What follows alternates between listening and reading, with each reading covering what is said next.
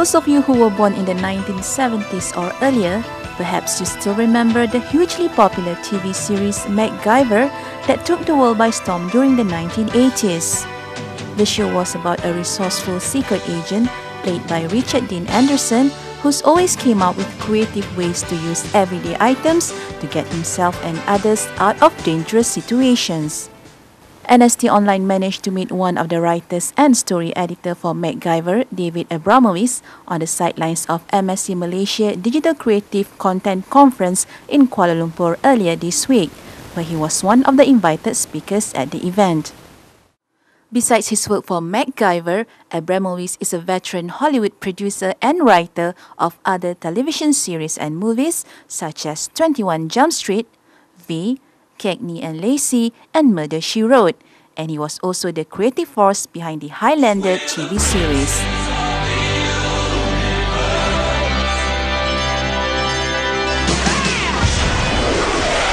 I'm here to do a session on storytelling in movies and television, basically a how-to. It's about a 45-minute presentation. And I'm excited to be here. And the reason I'm here is because I'm working with a company called Tripod, run by Leon Tan, who is from Malaysia. And we're just completing a movie called War of the Worlds Goliath, which will be out in April or May of this year. Given his vast experience in the showbiz industry, we asked him the secret of writing a good story. The secret is have a good story.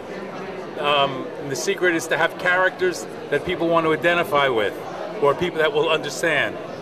And the secret is to have a good protagonist and a good villain, because your hero is measured by how strong the villain is. And then the secret is to get very lucky, because so many times, many good writers, and no one starts out to do a bad movie.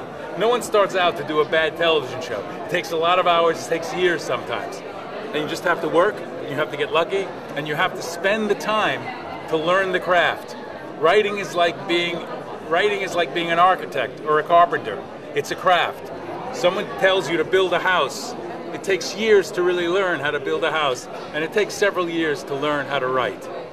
And his advice to all the writers and aspiring writers out there? Yeah, I have a lot of advice to share, but the major advice I have is stay in the chair. A writer writes, and you know it is imperative that you keep writing, that you keep doing it. And not everything has to be brilliant, not everything has to be wonderful, but you just have to keep writing, and you have to be honest with yourself, and you have to give the material to people who you trust and who you respect, who are going to give you honest criticism. That's the most important thing, or else you don't grow as a writer or grow as an individual. So what's the difference between the showbiz today compared with 15 years ago? Mostly it's gotten much tougher.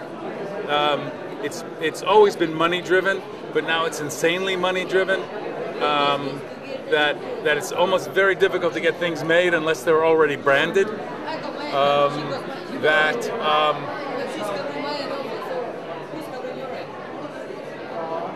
This is a difficult question. But it's always been a tough business. Now it's just tougher, because the business at its core is not about creativity. The business, it's called show business for a reason, because it's a business. And as money dries up, it becomes harder and harder. Creative executives, not writers, have a harder time taking risks on new projects. So that's really what makes it different. It's a colder business. Also, the business is now a business of conglomerates.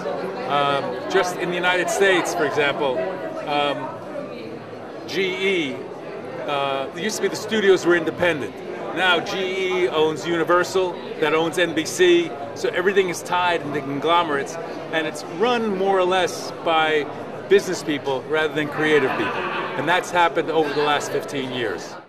He also shared with us about his current project. I have a movie shooting in New York in March,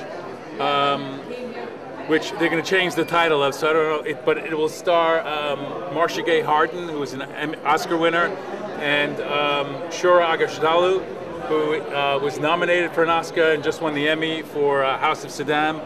And it's a very interesting story about a Jewish girl from New York City who goes back to Israel when she's 18, and she was adopted out of Israel, and she learns that her parents were Palestinian.